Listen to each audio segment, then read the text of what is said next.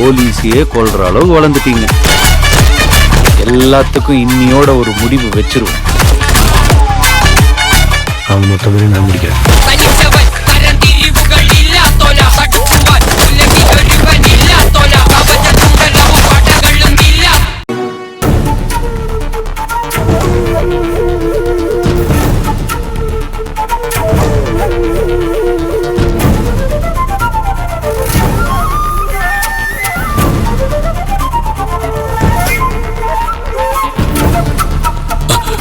மாப்ள வாங்க அங்கிள், வாங்க ஆண்டி. என்ன இவ்வளவு தூரம் ஹாஸ்பிட்டல் வந்திருக்கீங்க? மகிழினி பிரச்சனையை கேள்விப்பட்டு பார்க்க வந்தீங்களா? ஆமா மாப்ள.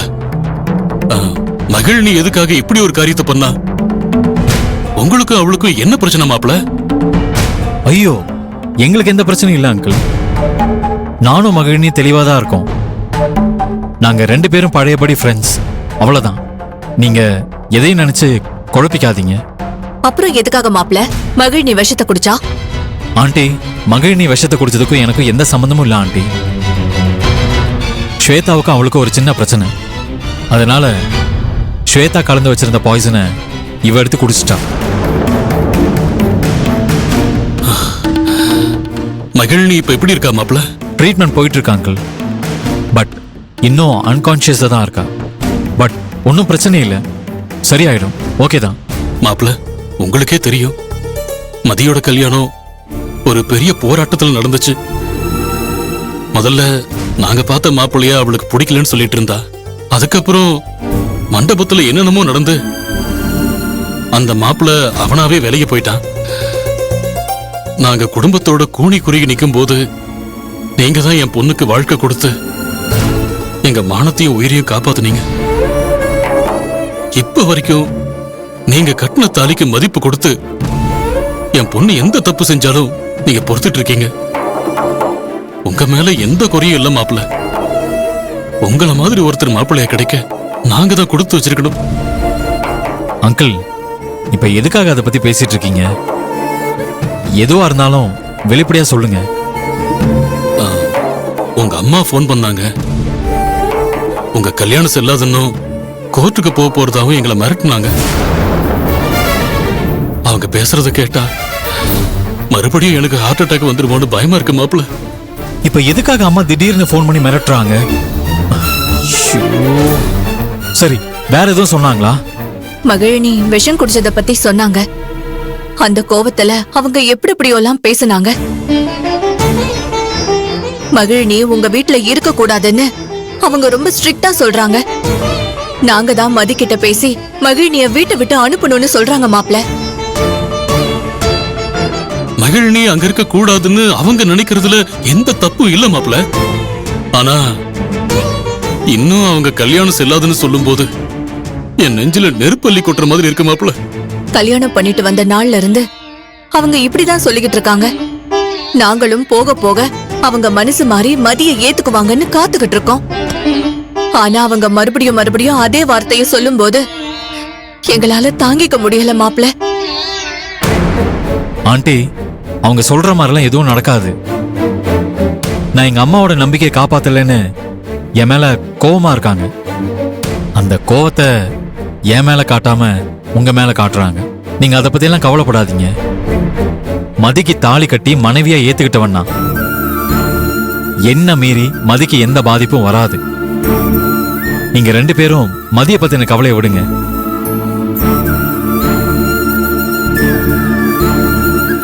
எனக்கும் மகிழினி எங்க வீட்டுல இருக்கிறதுல இஷ்டம் இல்லை. அவ வந்ததுல இருந்து எங்க அம்மாவுக்கும் அவளுக்கும் பிரச்சனை வந்துகிட்டே இருக்கு. மகிழினி அங்க இருக்கிற வரைக்கும் எங்க அம்மாவை சமாதானப்படுத்த முடியாதுன்னு நினைக்கிறேன். அதனால அம்மா சொன்ன மாதிரி நீங்க மதிக்கிட்டு கொஞ்சம் பேசி பாருங்க. ஏன்னா அவதான் மகிழினி அனுப்ப மாட்டேன்னு ரொம்ப பிடிவாதமா இருக்கா. மகிழினி பிரச்சனையை விடுங்க மாப்பிள்ள. அவ இன்னும் உலகம் தெரியாம வாழ்ந்துட்டு இருக்கா. நாங்க அவகிட்ட பேசி புரிய வைக்கிறோம். மகிழினிய பழையபடி ஹாஸ்டல்ல தங்கிக்க சொல்றோம். அங்கிள். ஆதி சார், மகிழினிக்கு எந்த பிரச்சனையும் இல்ல. அவங்க அபாய கட்டத்தை தாண்டிட்டாங்க. அப்படியா? Okay doctor, thanks. நீங்க போங்க. சரி. நல்ல நல்ல வேலை மகிழினிக்கு எதுவும் ஆகல. பாவம் அங்கிள், அவளுக்கு நீ யாருமே இல்லை. அதனால்தான் மதி அவளை தனியா அனுப்புறதுக்கு சம்மதிக்க மாட்டேங்கிறான். ஆனா எனக்கு இப்ப வேற வழியும் இல்லை. மகிழினி அனுப்பிதான் ஆகணும். அத சொன்னா மதி புரிஞ்சுக்க மாட்டேங்கிறா. அப்புறம் அதை விட பெரிய பிரச்சனை என்னன்னா, மதி இன்னும் மகிழினிய என்னோட சேர்த்து வைக்கணும்னு சொல்லிட்டு இருக்கா. அதுக்கு காரணம் அவளுக்குள்ள மகிழினிக்கு துரோகம் பண்ணிட்டு தான் ஒரு குற்ற உணர்ச்சி இருக்கு. அதுதான் ப்ராப்ளம். மதிக்கிட்ட நீங்க தான் பேசி புரிய வைக்கணும். நான் மதி கழுத்துல தாலி கட்டின அடுத்த நிமிஷத்துல இருந்து இப்ப வரைக்கும் எங்க அம்மாவை எப்படி சமாதானப்படுத்துறதுன்னு யோசிச்சுட்டு இருக்கேன். அது மட்டும் இல்ல, அவளை எப்படி எங்க அம்மா மருமகளா அக்செப்ட் பண்ணுவாங்கன்னு ஒரே எண்ணத்துல தான் இருக்கேன். ஆனா மதி இன்னும் என்னையும் மகிழினியையும் பழைய மாதிரியே தான் பார்த்துட்டு இருக்கா. நானும் எத்தனையோ தடவை சொல்லி பார்த்துட்டேன். ஆனா மதி கேட்க மாட்டேங்கிறா. வாழ்க்கைன்னா என்னன்னு நீங்க தான் அவளுக்கு புரிய வைக்கணும். அங்கிள், நீங்க நினைச்சாதான் அவ குற்ற உணர்ச்சியை மாத்த முடியும். சரிங்க தம்பி, நாங்க போய் மதிய பார்த்து பேசுறோம். சரிங்க ஆண்டி.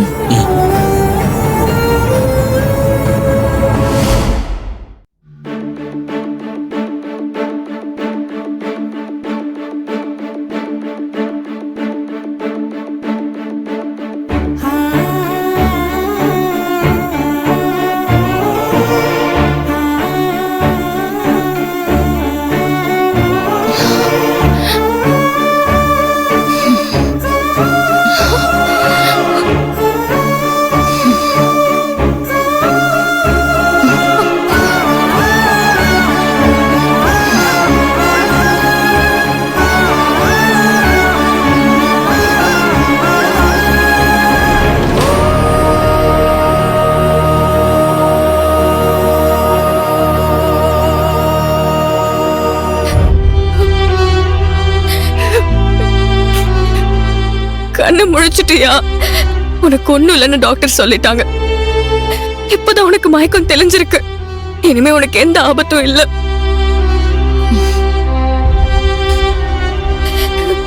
எதுக்கு நீ அவசரப்பட்டு விஷத்தை குடிச்ச? என்ன ரொம்ப பயமுறுத்திட்டே மகள். சொல்லு, நீ எதுக்கு இப்படி பண்ண? உனக்கு வர ஆபத்தை தடுக்கலான்னு அந்த ஸ்வேதாவை ஃபாலோ பண்ண. நான் நினைச்ச மாதிரியே அவளும் பால்ல விஷத்தை கலந்தா. ஆனா என்ன ஏமாத்ததான் அவ அப்படி பண்ணிருக்கா. ஆனா நான் சொல்றது ஆதி நம்பவே இல்லை.